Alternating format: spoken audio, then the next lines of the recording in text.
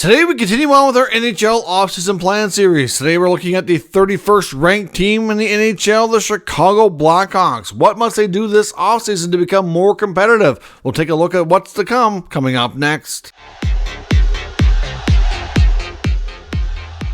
So welcome back to another video here at Top Shelf Hockey. As I mentioned, today we're continuing our NHL Offseason Plan series. If you're new to the channel, this is something I do every single year. We recap all 32 teams and take a look at what we should expect them to do throughout the offseason. So we'll do a recap of the season that just ended for 23-24, analyze their salary cap situation, any changes that went on with the team, take a look at their existing contracts, RFAs, UFAs, and then we'll take a look at what we should expect and for them to do and the top questions they have facing them this offseason. So let's first recap the 23-24 Chicago Blackhawks regular season. Of course, as we know, through the 31st ranked team, it was not overly good. Obviously, there were some positives, like the emergence of Connor Bedard, the first overall pick in last year's draft, having a major impact. But outside of that, there was certainly not a lot to be excited about. They finished with a record of 23, 53, and 6 for 52 points. They only scored 179 goals, which was last in the NHL. They gave up 290 goals against, which was 29th. And surprisingly, between 29th and 32nd, there was actually a big gap. Special teams were not good. The power play was only 16.6% for 28th best, and the penalty kill 75.8 for 27th best. So, like I said, not a lot to be excited about, not a lot of positives in the overall result, but you did get a glimpse of the future, and mainly with Bedard leading the way. So looking at their top performers for last year, it wasn't all that challenging for Connor Bedard to lead this team in scoring. Unfortunately, Connor Bedard did have a broken jaw and missed an extended time, but even with so, he was still the top scorer and managed 61 points. Likely going to be the NHL's Rookie of the Year, but we'll see when the awards are handed out. Philip Kurashev had a promising year as well with 54 points.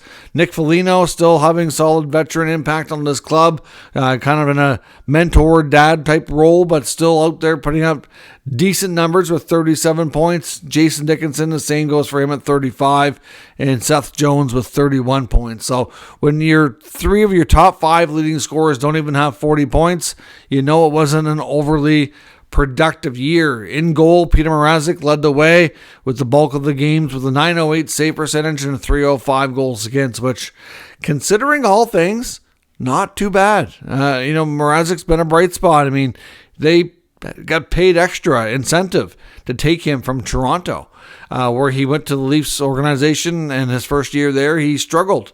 It was not good.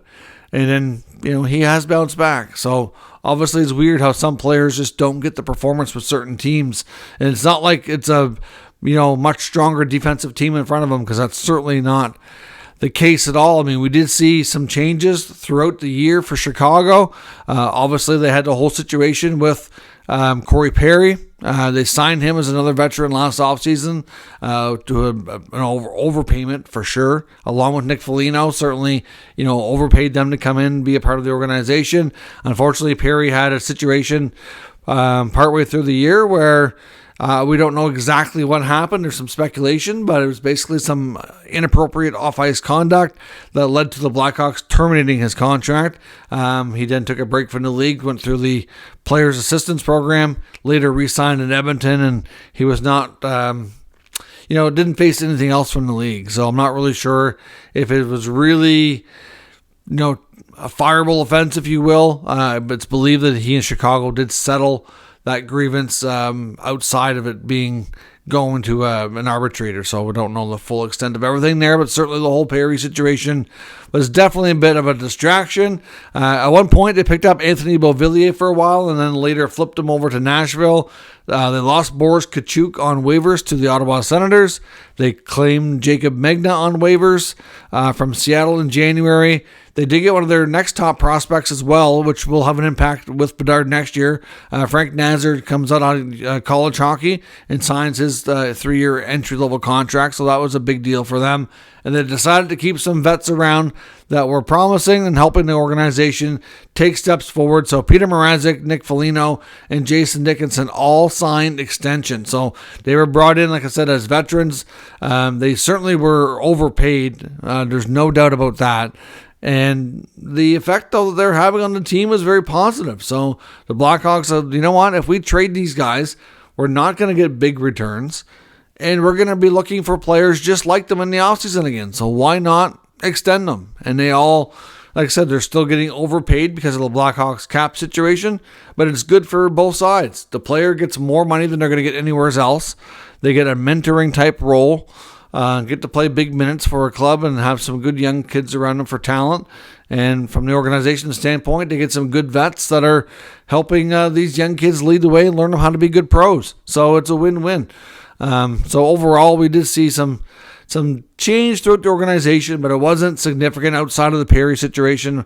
Wasn't a whole lot besides a few minor moves. But like I said, at the end of the year, they got Nazar under contract, which will be a big boost for them next year. Salary cap wise, they have lots of room.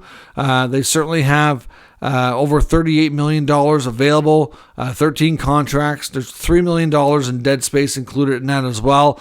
But where there's not a lot of contracts, they do have lots of space, so it gives them lots of flexibility and certainly lots of questions on how they might put that to use.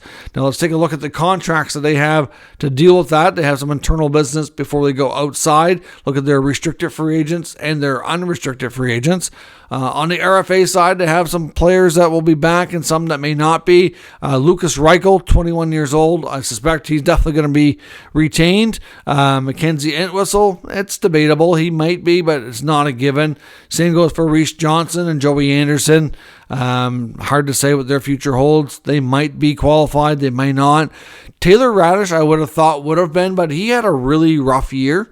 Entering his last year as a restricted free agent now, he would have arb rights as well. I don't know really what they think of Taylor Radish at this point. I mean, he's been there for a few years after being acquired from Tampa, along with his former teammate and good buddy Boris Kachuk. Now that Boris is in Ottawa, I don't know what happens to Radish. I'm not convinced that they sign him, but I don't know that it's a slam dunk that he's gone either. So we'll have to see about that. And then there's Alex Vlasic as well. 22 has proved to be a pretty solid defenseman for the Blackhawks. And his own words at the year-end media was that he'd like to be in Chicago for as long as possible.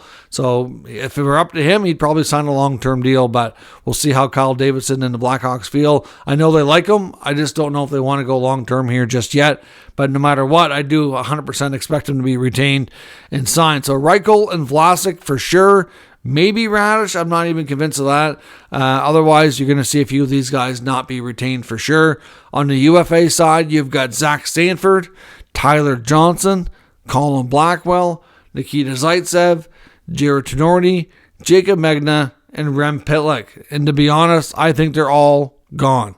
I think if the Blackhawks had any intention of keeping any of those players, they would have already signed them. Tyler Johnson made it clear that he would like to move on and be in a more competitive situation, be on a team that has a chance to get back to the playoffs. Stanford didn't even play a ton. He was in the minors a fair bit. I mean, Colin Blackwell, I guess, maybe they bring him back. Maybe. Out of all of them, I'd say he's probably the only one that has a chance. I'm not really sure what Blackwell wants, but Zaitsev, Megna, Pitlick, Tenorti, I'd be surprised if any of them are signed. Like I said, they have opportunity to already do that, and we haven't really heard anything about any contracts or any real interest to do so. So I think the Blackhawks are definitely going to have some new faces next year. I think we can say that with certainty. Of course, another big event for the Blackhawks this year will be the 2024 NHL Draft. We know with the draft lottery last year, they had some good luck, and they ended up getting Connor Bedard, who's on pace to become one of the league's top players and has potential to be a generational talent. Will they be so lucky again to pick first overall 2 years in a row and have a shot at Macklin Celebrini?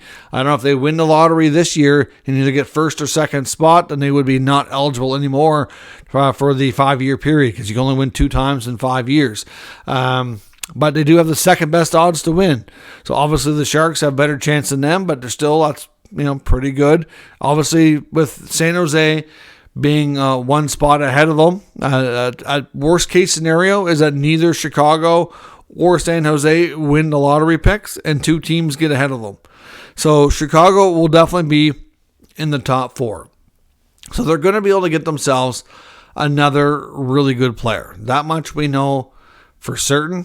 Who that player turns out to be, It's kind of difficult to say. If they do end up in that 3 or 4 range, then maybe it's Levshinov. Maybe it's one of the other top defensemen that's up there too. Like there's a bunch of D. Like you're gonna see probably a case of Celebrini, Demidov, and then you could get a run on D. Like it's hard to say where they go, but the Blackhawks are gonna have a chance to get themselves a real solid player. They also have another first-round pick. They have the first-round pick of the Lightning. They also have 3 second-round picks and 2 third-round picks. So, they could be a busy time here for Chicago. I don't know if they'll use all those picks or not. But next, we'll take a look at the top questions facing the franchise.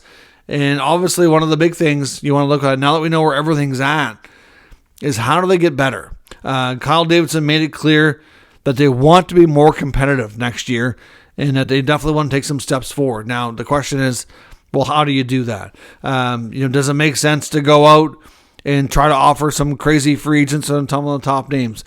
Probably not. You're not going to have an easy time attracting players if their main goal is to try to win a Stanley Cup. You're still a ways away from being a competitive enough team to get to the playoffs. They also had Taylor Hall on injury all year, or not all year, but a large chunk of it. So obviously getting Taylor Hall back and healthy, well, they've already gotten better that way. Like I said, they added Frank Nazar, one of their top prospects, who should be able to jump into the NHL next year after playing some college hockey.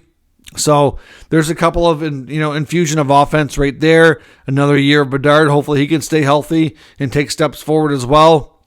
And you already got, like I said, there's progress right there, and you haven't even done anything yet.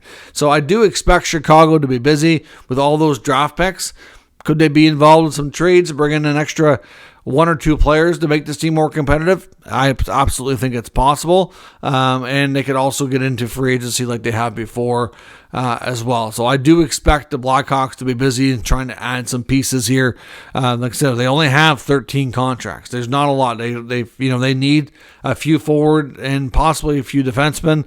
There's been some talk as well about Connor Murphy maybe being a trade asset for them. There's some interest around the league. Not for sure that it happens, but other teams are interested. If they want to offer a good price, I'm sure Davidson will listen. So it's possible that he's one of the few players on this roster that gets moved out, but we'll see. Like I said, the next question for me is at the draft, do they use all their picks or do they make some trades?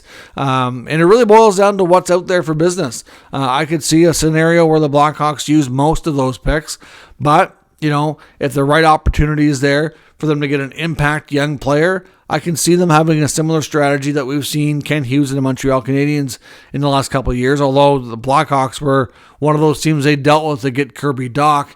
But that was 2 seasons ago, and it could be a case of them, ready to turn the corner here. Now, will they make a big move like that? It's difficult to say. They may not go, they're not going to offer their first round pick, that's for sure.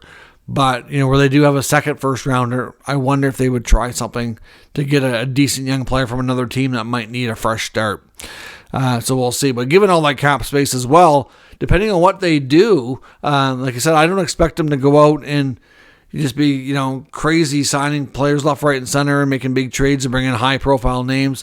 It's not going to be like that. So depending on what they do, could they weaponize their cap space? Could they maybe, take on a bad contract to get, an extra asset? That's a possibility, but I think it's something that Chicago would probably like to steer away from. But with all that space, depending on how they make out using that space, they do have to get to at least a cap floor, and we'll see where things go from there. But it's not out of the question, but I would be surprised if we really see them do that. It sounds like they want to kind of get out of doing that if you can moving forward here. Obviously, is there any chance that they're going to go big game hunting, so to speak, and bring in a big name? There's some talk, that maybe they don't do a lot of crazy stuff in the offseason, but could they bring in one real solid impact player? I guess it's possible. I mean, I know there's some wondering about the future of Patrick Kane. Could he go back to Chicago? I really don't think so. I think he's looking for a contract with term. I think everybody can understand and see that he can still play. Would the Blackhawks want to bring him back on a multi-year deal? I don't know. I think they've completely moved on, to be honest. So I'm not sure he would be the guy. You look around some other potential names that could be out there, like a Steven Stamkos, if he makes it to free agency. But again, I don't see Chicago being a fit. So could they go big game hunting? Maybe, but it's probably pretty doubtful. The only way they're going to really go big game hunting here is at the draft and making sure that they get a great name to put their first round pick on. That's probably as far as the big game hunting is going to go. I think in this offseason, between the pipes, we could see them do some shopping in that sense. Kyle Davidson made it clear that the backup job is basically wide open and open competition. It doesn't sound like there's a lot of confidence in Arvid Soderblom. Obviously, they extended Mrazek. He had a pretty good season, so somebody who can work with him. Maybe it ends up being Soderblom. He does technically have a contract for next year, but it's less than $1 million. It can be buried in the minors if need be, or possibly traded. So we'll see. But I would expect Chicago to probably dip into the goaltending market and see if they can get themselves a decent backup goaltender. With all things considered, like I said, they're going to address the goaltending. I can see them maybe bringing in one more solid veteran to kind of help this group a little bit. We'll see them, maybe have a trade or two at the draft. It's possible, but I expect them to be busy just because they have a lot of holes to fill. But I'm not sure that they're going to be able to take massive leaps forward. I'd be surprised just because it doesn't sound like they have the intention to be that aggressive. Based on what Davidson was saying, it sounds like he still expects them to be at least 2 more years before they can compete for playoffs. So with that being said, give their young players more opportunity here. Like I said, they got Bedard, they got Nazar, they obviously have some young D with Korchinski and Vlasic. They have a few good veterans to surround them with. They hopefully will have Taylor Hall all year, which itself is a big boost. Full year of Frank Nazar. You bring in another top 3 or 4 player from the draft who may or may not go to the NHL right away. It's hard to say, and then you make a few other moves to kind of fill out your roster, but at the same time, could they be more competitive? Sure, but I don't see them moving up a ton of spots. I just don't know that it makes sense here. So I still expect them to probably be a lottery team next year and definitely be a top 10 pick, but it should be a little lower than what we've seen this year. But let me know what moves you expect from the Blackhawks this offseason. They do have a lot of flexibility. There's obviously a lot of cap space, a lot of open roster spots. But, you can't go all youth, and you're not going to go with all, chasing big names, because that's going to be challenging too. So I think you're going to see some, average mid-level players come in as free agents or trades, add some more youth via the draft. A healthy season of Taylor Hall, a big step forward from Connor Bedard. That alone will make the team a little bit better, win a few more games, and maybe move up a few spots here in the standings. But let me know what your thoughts are and expectations for the Blackhawks offseason down in the comments. We'll discuss further. If you're new to the channel, make sure you subscribe and stick around. Lots of teams left coming in this series, plus daily content around all the news and rumors around the entire league. Thanks for watching. I'll catch you next time.